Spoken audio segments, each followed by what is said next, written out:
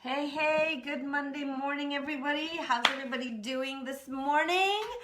Oh my goodness, it is officially fall. So it's September 23rd, so summer is officially over and fall has officially started. So who loves fall? I love fall. I love the idea of change. I love seeing this time of year where the leaves change and so many great things are happening. It's an opportunity to create some new things in your life. So if you're joining me in real time, say hello, give me an emoji thumbs up. I'm coming to you from my Carolyne Rodrigues coach page. This is something new for me. I've decided I'm going to change things up a little bit. I know some of you are used to seeing me on my Carolyne Rodrigues timeline, but yeah, so here I am. Changes in the air, and today I wanted to chat about happiness, right? I was listening to a podcast with Pastor Rick Warren, and he is doing a whole series on what does it take to be happy. So here I am. Who's out there? Say hello if you're joining me. If you're listening to this in replay time, hashtag replay and tell me what you got out of this. So let's dive in, you guys, because it is just afternoon on Monday, September the 23rd. Hey Casey, how are you doing? So yeah, I'm here on my coach page. We gotta get the word out to people that this is where I'm doing my lives from, right? So hoping that you're doing well this morning. And guess what I'm talking about today? Happiness. How do we achieve that state? So listening to Pastor Rick Warren, he talks about the 5 laws of happiness. So I'm just going to share my notes with you.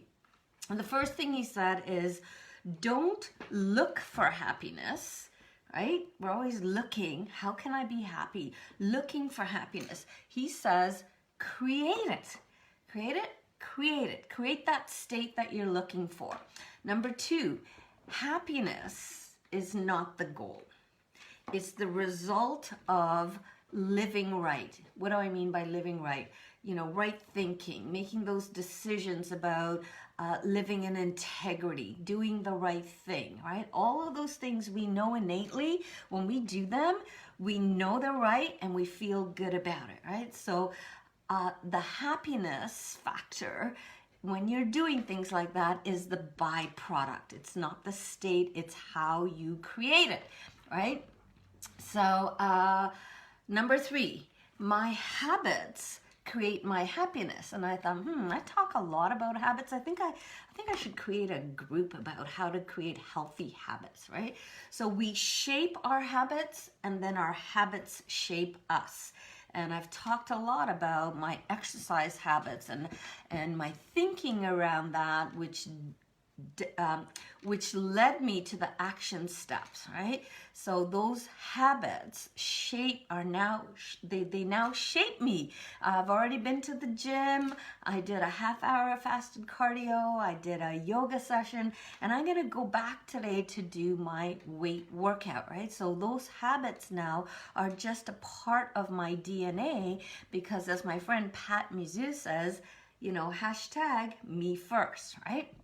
So number 4, around happiness, what Pastor Rick talks about is that happiness that's based on happenings, things that happen to us, are temporary, right? So let me give you an example. Oh, and it's not just got some new teeth and can't get them to work. So happenings or things that are going on in a day, right? So you ate a bowl of ice cream, you're happy. All right, well, now you're paying the price. I went and worked out, I'm happy. Well, as the day progresses, if something else happens, that can either take me out of that state of being happy, or I can keep myself in the state by reminding myself that I can create that place of being happy. So happiness based on sustainable habits long term create, you know, that state that you're looking for, that state of happiness. So number 5, happy habits. Happy habits are addictive, and they can be developed to become habitual. So in my devotions this morning, I was reading Philippians. I love that book. This is a book written by the Apostle Paul, and he was writing to the people in Philippi, and he was writing this when he was in prison. Like, oh my goodness, how to be happy, right? So I want to share some concepts from that particular book, where the Apostle Paul demonstrates this concept. So where do you start if you want to be happy? So Paul shares that you start by developing great relationships. And isn't that true, you guys? When your relationships work, when things, you know, the people that you're interacting with are easy and they're pleasant, we tend to be happier, right? So if your relationships are not working, it's likely that you're not a happy person. So how do you develop these healthy relationships? So Paul talks about in Philippians 1, he's teaching us how to transform these relationships. And what I know is I often read things and I make notes, and then I take those notes and I put them away. So I'm learning now, it's not just reading about them and learning about them. It requires practice and actually doing. The doing of the learning will lead to those habitual habits, which will lead to some happiness for you, right? So he talks about being grateful for the people in your life, because he's writing to the people in Philippi and he's talking about how grateful he is to those people, right? And having that attitude of gratitude. The more grateful you are, the happier you are. People who are living in that place of gratitude tend to be happier people, because when you're in a place of gratitude, it's hard to be angry. It's hard to be mad at people, right? So what I know is, and I'm speaking for myself, I fall in and out of that state of gratitude. First thing in the morning when I get out of bed and I plant my feet on the floor, I'm reflecting on the things that I'm grateful for in my life. And then as I go about my day, you know, maybe I read a text or an email and it takes me out of that place of gratitude. So I constantly have to be reminding myself of what is it that I'm grateful for, which will put me back into that state of being happy. So think about this. When you're thinking about someone, and let me just use Casey. Casey's on the line with me. There's other people I know you'll be listening to in replay time. So when I think of Casey, a smile comes to my face, because this is a gal who, she doesn't appear to get stressed out. You know, I do. And she brings me back to that place of balance by reminding me that, you know, everything's okay. Everything's going to work out. So, you know, when you're thinking about somebody, and you're, you know, okay, let me rewind. Okay. Tell the people in your life what it is you're grateful to them for. Because what do we typically do, you guys? When you're thinking of somebody, it's human nature. We start thinking about all the things that they do that bug us, right? We start thinking about all the things that, oh, that person this and that person that. And most especially with the people that we care the most about, right? We tend to think about the things, we tend to focus on their bad character traits. We tend to focus on the things we don't like about them versus the things we do like about them. Why is that? That's just human nature. It's history. We have a history of the things that didn't work, the things that aren't working, and gosh, I gotta tell you, you know, husbands and wives, we do this a lot, right? When we think about our spouse, when you think about your spouse, are you thinking about all the great things about them? Or do the things that they do pop up and you go, oh, I really don't like the way they blankety blank, right? So that's something that I constantly have to be working on. And this is a reminder, like these little things that I do weekly are a reminder to myself. So are you grateful for your spouse? Are you grateful for your friend? Are you grateful about that one thing about them that you do like versus the 10 things about them that you don't like, right? That's, again, I'll say that's human nature. And again, the longer we know somebody, the more we tend to the more we tend to remember the things that don't work, the things we don't like about them versus the things we do like about them. So I'm starting this week with every day telling my spouse the one thing about them, first thing in the morning, one thing about them that I actually like. And gosh, I can, when I think about my husband right now, I can think about Monday morning, he's up early, he's, putting the garbage out, and gosh, in inclement weather, I don't want to go out there, right? I don't want to gather up the garbage all over the house and, take it from the garage out to the curb. And so I'm grateful that he does that every Monday morning. So it's a small thing, but I've never told him that. So, what's one thing you can tell that person in your life that you like about them, that you're grateful for? And, well, let me give you these. I'm going to summarize that, right? So that's my spouse. Well, you can pick other people in your life as well, and you can start documenting and journaling the things that you like about them and start focusing on the good qualities versus the things that don't work.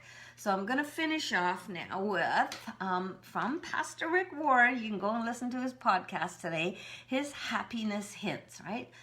What do you do if you want to be happy? This is from Pastor Rick. Remember the best and forget the rest. Wow. Wow. So simple. And I'm not going to say but.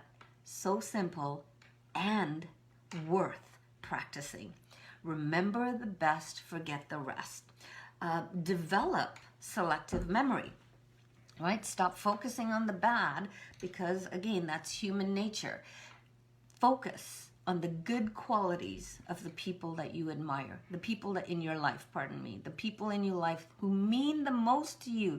Because I think it's interesting that we treat strangers better than we do the people that we care about. I don't know about you, but hey, I'm guilty, right? I'm guilty of that it's easy to be nice to people who don't know your history, who don't know your qualities that, maybe not so great, right? So start practicing and thinking about what is that quality about that person that you like, and don't keep that to yourself.